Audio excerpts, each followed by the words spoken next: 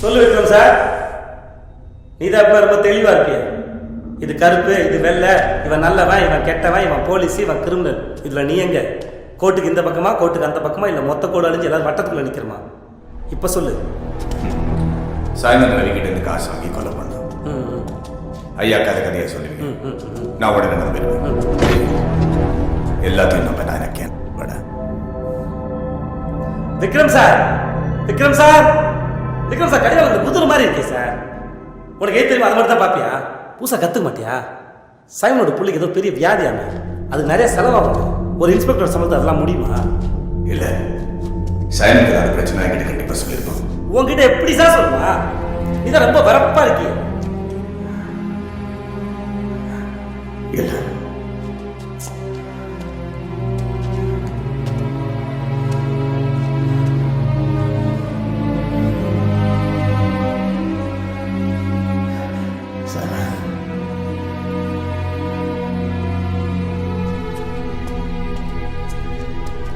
Vikram sir, நீ வந்து துப்பாக்கி மாதிரி யார முன்னாலும் சுடுவேன். அதான் எனக்கு மேல கோவமே வரல. ஆமா வேதா, நான் கன் மட்டும்தான். ஆனா அவன் தம்பி புள்ளி ஏன் செத்தான் தெரியுமா? அப்போதான் அண்டர் கிரவுண்ட்ல இருக்கிற நீ வெளியே வருவேன். நான் வேணா அவனை சுட்டுருக்கலாம். ஆனா அவன் தம்பியை கொன்னவன் நீ.